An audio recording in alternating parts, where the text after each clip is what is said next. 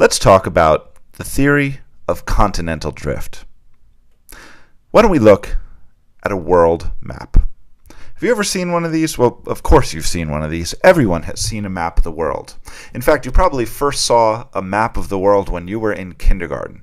And what you may have noticed, similar to so many people before you, is that if you look carefully at the continents, the giant land masses covering about 29% of the Earth, if you look at them carefully, they almost look like puzzle pieces, like they fit together. Especially if you look at certain parts of the world, like the eastern coast of South America and the west coast of Africa, for example. They look like they belong together. Now, I hate to break your hearts, but this is not a groundbreaking discovery. In fact, people have known this for hundreds of years. Most people have just taken it for granted that that's just the way the continents look.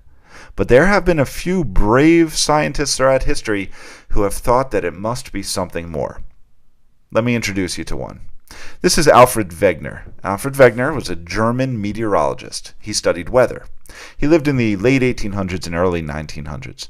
And as a weather person, a scientist of the atmosphere, of course, Wegener spent a lot of time looking at maps. And so he noticed this strange shape phenomenon just like you did. The problem is he couldn't get past it. He actually devoted his whole life to it. He came up with a radical theory that suggested that the continents were actually once connected and then somehow ripped apart to where they are today. He came out and he said, "I think the continents are moving." Of course, people thought this was kind of a silly thought to have. How could a continent possibly move? But Wegener really thought that this was the case, and so he devoted his whole career to studying this and coming up with proof of this radical idea. In fact, Wegener didn't just think the continents were moving. He actually believed that there was a time when they were all connected, and they have since drifted apart to their current locations. He even came up with a name for that supercontinent that existed in the past. He called it Pangaea, the supercontinent that he believed existed about 250 million years ago. Pangaea, or Pangaea, is actually an appropriate name. It's a Greek term that means entire Earth, or all Earth. So if you think about it, when all the continents were together, if Wegener is correct, it would make sense to call that landmass Pangaea, or Pangaea. Here's what he thought it looked like. You can see within this diagram the modern-day continents of North America, Africa, South America, Antarctica, India, etc. But they don't look quite the same way they do today. And of course, they're in totally different positions, all connected into this one supercontinent. Now, people thought Wegener was a little bit nutty. And so he knew that if he was going to make any headway with this idea, he had to come up with evidence. And so we're going to take a look at 4 pieces of evidence that Wegener put together to prove to the public that the continents had in fact drifted. Let's take a look at his first piece of evidence. We'll go back to this map here. Now, the first piece of evidence we've actually already discussed. It's simply the observation that the continents appear to fit together. As simple as that. Wegener didn't believe that this could be simply a coincidence. He feels like there's no possible way the continents would have this appearance just randomly. And so this becomes evidence number 1. We will call it the apparent fit of the continents, the fact that they look like they fit together. And just to expand on that a little bit, essentially the coastlines of the continents appear to fit together, kind of like the pieces of a puzzle. But that's not enough. So Wegener went back to the drawing board. He dug through piles of books and libraries and became quite interested in fossils and other evidence of prehistoric life. In fact, Wegener became particularly interested in that guy who just swam across the screen, the Mesosaurus. Now let me tell you about the Mesosaurus. This is an ancient reptile that lived only in shallow fresh water.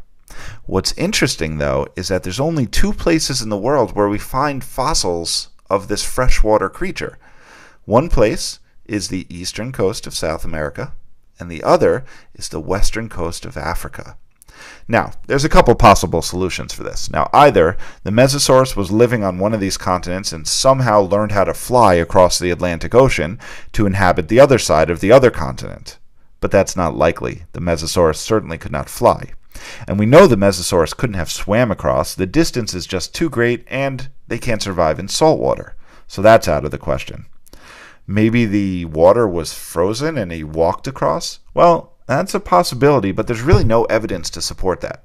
And so what Wegener said is that while the Mesosaurus roamed the land, Africa and South America were connected, and they were able to freely walk across the land masses. And then after going extinct, the land masses were torn apart and separated, carrying some of the fossils to what would become South America and some to what would become Africa.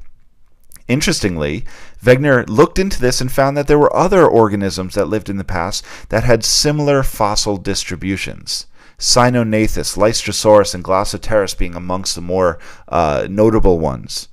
These fossils all have these very unique distribution patterns that suggest that the continents were once together.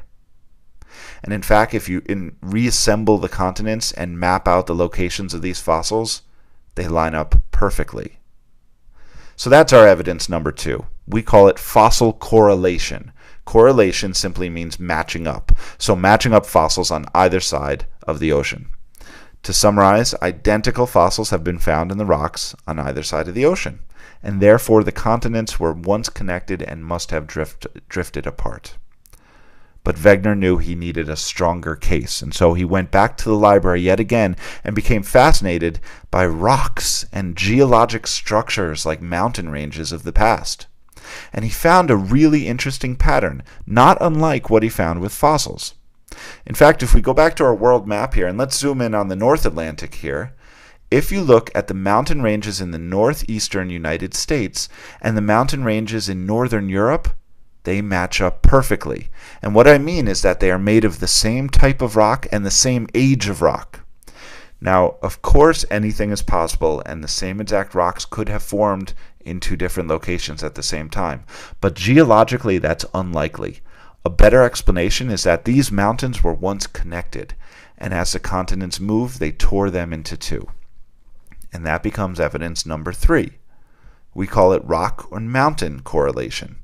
And what we see is that identical rocks and mountain structures have been found on either side of the ocean, suggesting that the continents were once connected. But we need one more, and this is probably the most complex of them all. Again, Wegener returned to the library, and this time he returned to his roots as a meteorologist, and he began to look at past climate data, meaning he looked at evidence of cold and warm weather in different parts of the world, and he found something fascinating. See, he first looked into glaciers. So glaciers are these giant rivers of ice that move slowly across the Earth's surface. And of course, glaciers have to be found in cold parts of the Earth.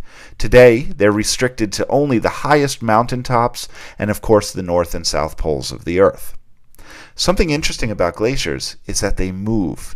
And when they move over the rock beneath, they leave evidence in the form of scratches that we call glacial striations, which you see here.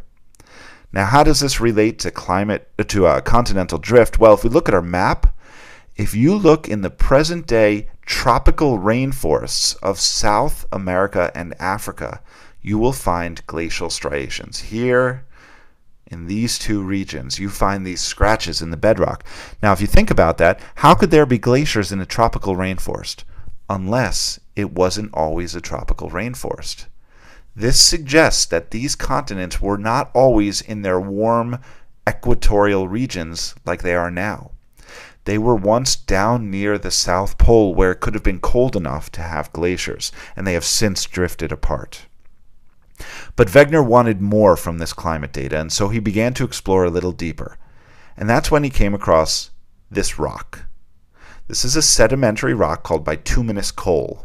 We know it because we burn it for energy. It's a fossil fuel. What we know about bituminous coal, if you were to look in earth science reference tables, you would see that bituminous coal is made from compacted plant remains. So picture tropical plants like this dying on this forest floor and getting compressed over millions of years to form coal. Now let's look at where coal is found on Earth. Anywhere you see this little icon, we have found coal deposits. Now let's think about this. Coal forms from tropical plants, yet it's found in Antarctica, in northern Europe, in northern Asia, and the southern tip of Africa and Australia, and in the northern United States.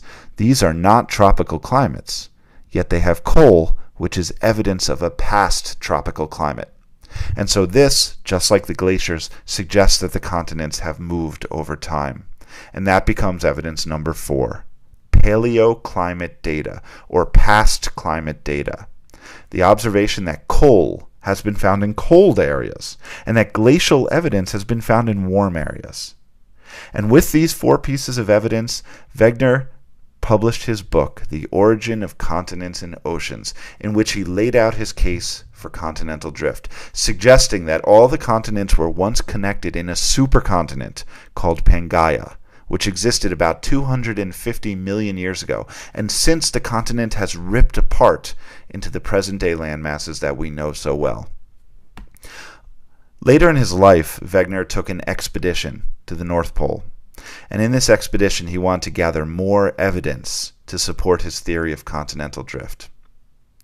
Unfortunately, on a very cold, dark, stormy day, Wegener set out on an expedition to gather food for his colleagues, and he never was heard from again.